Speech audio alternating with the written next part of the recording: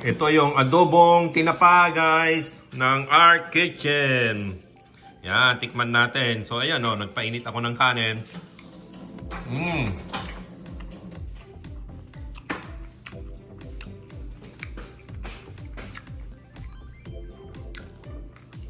Masyado siyang maasim. Maasim siya. Ayan. Pero okay na rin. Kung hindi ka pa nakatikim ng adobong tinapa. Hello everyone! Welcome sa channel natin, Kitchen Pinoy. So ito guys, meron akong isang bote na adobong tinapa. Yung Art Kitchen ba, na medyo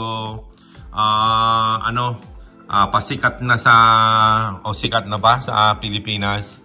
So dito sa Amerika, ayan siya. Ang presyo nito, mahal. $15 ang isa. Dito sa Amazon, 15 pero libre na yung delivery niya. So yung may mga sikat na malalaking sa California and Las Vegas yata yun, at saka iba-ibang panig ng Amerika na Filipino supermarket yata yun. Basta sikat siya. Hindi ko nasasabihin yung pangalan niya. Nakita ko sa website nila na last year yun, nasa $12.50 ang isa, pero ngayon palagi ko nagmahala naman sila eh. So, ito, bubuksan natin ngayon at titingnan natin kung ano yung niya. So, ito, 250 grams lang. Ayan. Ito, ibinigay nung pamangkin namin ng galing ng Pilipinas. Ang mahal din daw ng bili nila ito. Nasa almost 400 pesos yata ang isa nito. So, parang 1 kilong baka na ba? Na yun ang sabi, nasa 300 mahigit. Pero pa to, last year pa yon. So ngayon nagiba na naman ang presyo, lahat na mahal na. So ewan ko na lang ngayon. So ito, maganda yung lalagyan naman niya. Hindi to kalakihan ha, maliit lang to. Ito adobong tinapa pala. Ayan nalimutan, sinabi ko na ba? Adobong tinapa. Ewan ko kung anong lasa ng adobong tinapa. Ayan. Pag adobong isda lang, gusto ko yung dry na adobong isda. So ito, maganda yung lalagyan niya. Magandang lalagyan pag gumagawa ako ng ng chili garlic oil.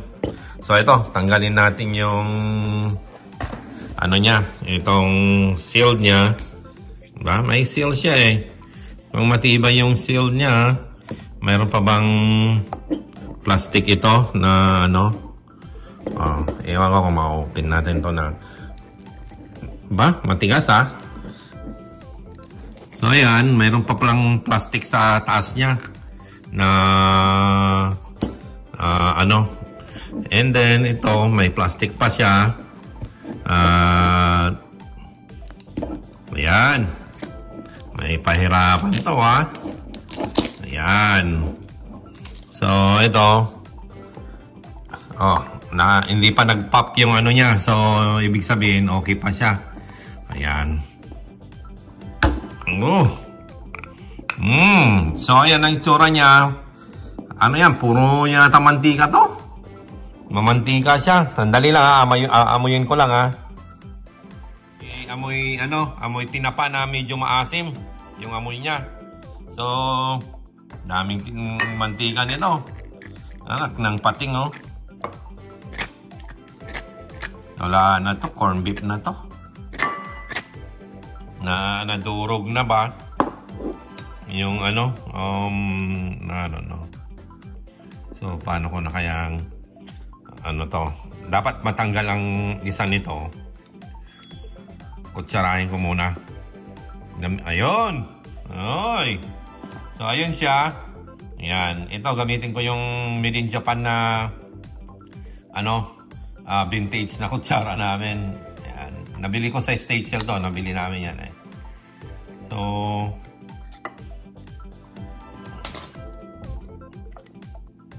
nadudurog na siya. So may bay leaf siya. Ayan. Tanggalin natin lahat. Mahal eh.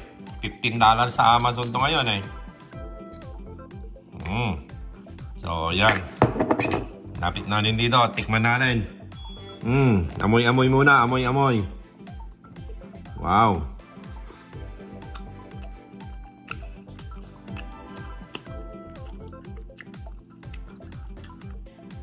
Maasim siya. Medyo marami yung ano niya, yung maasim na medyo matamis.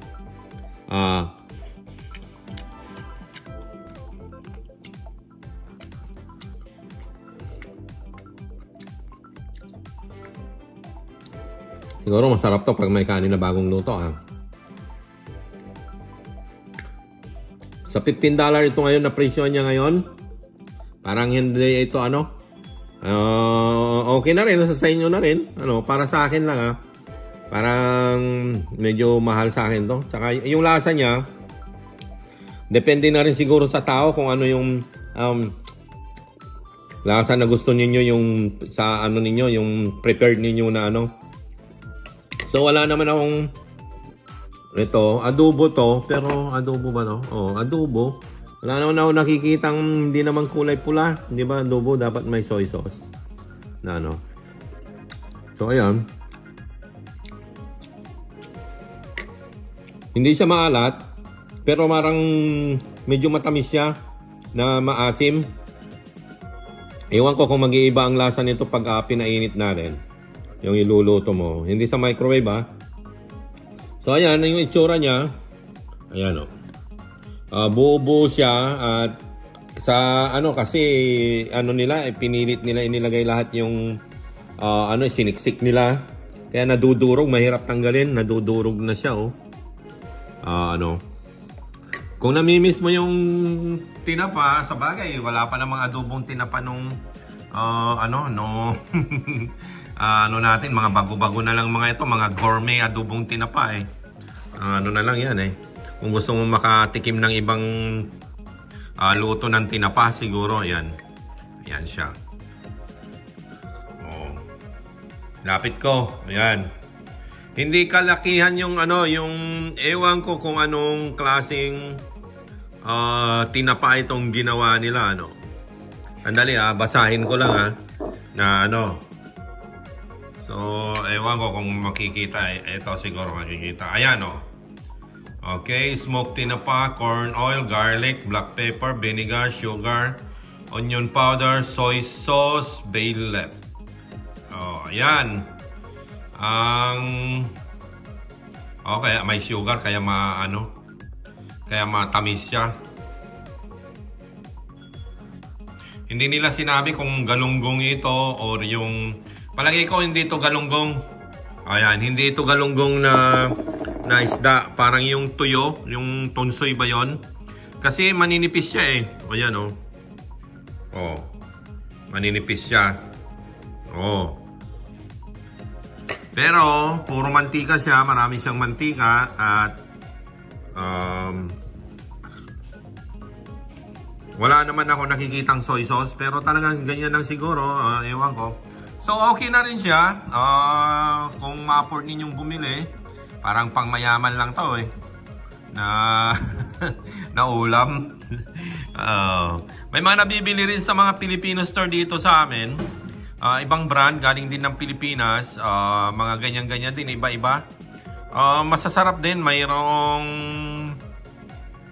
hindi ko nasasabihin yung pangalan niya. Ang presyo na lang niya ang sasabihin ko. $5 ang isa. May $5. Mayroong $7. Medyo malaki-laki na rin yung $7 na ang presyo nila. Natikman ko na yon. Yung iba, ano ba yon yung natikman ko na yung medyo maalat Pero masarap siya. Yung masarap yung hindi siya, siyempre iba naman yun yung natikman ko na galing din na Pilipinas na tinapa rin siya na gourmet tinapa din. Mantika, may mantika rin pero hindi yata adobo kaya kaya hindi siya maasim. Ito yung maamoy mo yung unang bukas mo yung asim niya na although yung suka maganda kasi yung sa niya parang preservative na niya yan para hindi siya masira. Kasi walang nakalagay na dito yata na preservative added na inilagay nila. Tingnan ko nga.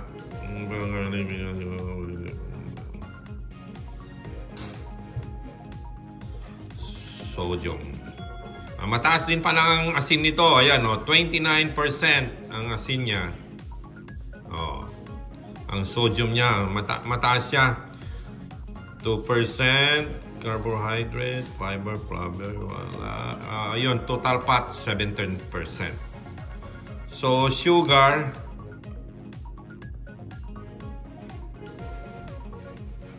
hindi nilagay yung sugar. Hindi nilagay yung sugar. May sugar ito. Nakalagay naman doon na. Tsaka matamis siya. Dapat inilagay din nila yung sugar nyo dyan. Pero, syempre, okay lang yan. Ayan. Pangasinan pala to eh. Hindi ko nabasa. Manufactured by, ayan. Villasis, Pangasinan. So, ayan. Okay na rin. Yung buro, natikman ko. Yung buro nila. Yung buro na yun, pang social din na buro. Wala kang makikitang isda na parang plain lang na rice. So yun lang guys, share ko lang yung adobong tinapa na medyo mahal, $15 ito dito.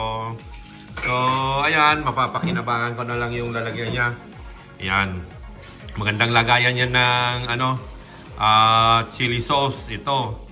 Garlic chili sauce kasi magsa-summer na naman dito, malapit na. Taniman na naman ng mga vegetables, sili, ganon. So, thank you guys!